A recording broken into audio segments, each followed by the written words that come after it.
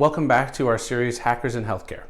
Today we're going to talk about what do you do if you accidentally clicked on a phishing link. Well, let's just jump right in. So first, let's see what happened. Some of those links will take you to software to download on your machine to try and let the hackers onto your machine.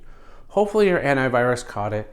Hopefully your zero trust policies would catch it. But if not, first thing to do is turn off your machine and call IT. Just don't mess with it. We need to know right away what happened. Then we can turn it on in a safe environment and check to see if something was downloaded. The second thing it'll do is take you to a fake website. Let's say it was, hey, Google needs you to reset your password. It takes you to a fake looking Google page. You put in your @gmail.com account or whatever your email is, and then you put in your password, and it doesn't go anywhere. You try it again, you try it again, you try it again. You try like 4 different passwords. All they're doing is collecting your email and passwords to then use later to hack you or hack into your accounts. A lot of times they will use that. They will instantly run bot scans. They will try and get into everything you can, company-wide and or personal, that is tied to those accounts. So the first thing you want to do if you've done that, go change your password. Make sure on everything that has that similar password, any of your email addresses, any of your accounts that use those email addresses, change the password right away. Also, a good point to bring up, make sure you have different passwords for different accounts. Don't use your work account on personal stuff and vice versa. Don't use the same personal password on multiple things or even the same work account, because in this scenario, only one account could be compromised if your password and those account information isn't the same.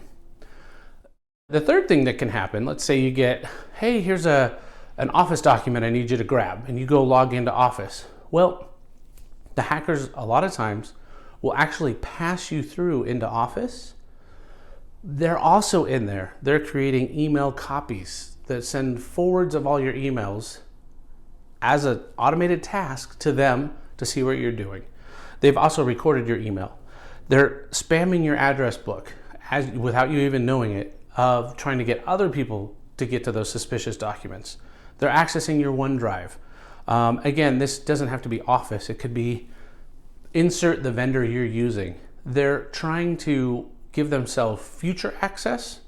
They may even change your password, which we've seen, so that you are in there, but once you log out, you can't get back in, and now they're doing all kinds of things in your company. So in that regard, again, change your password right away, but also you may have to contact IT, contact the vendor and say, I may have just given hackers access to this. Let's shut it down. Let's look at logs. Let's see what happened.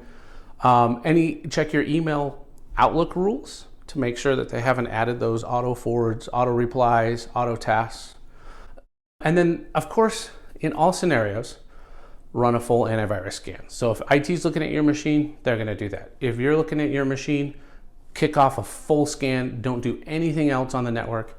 Maybe even unplug the computer from the network, disconnect the wireless, disconnect the cable while it's running that scan to make sure nothing else is on there. That's it for today. Tune in next time while we talk about more hackers in healthcare.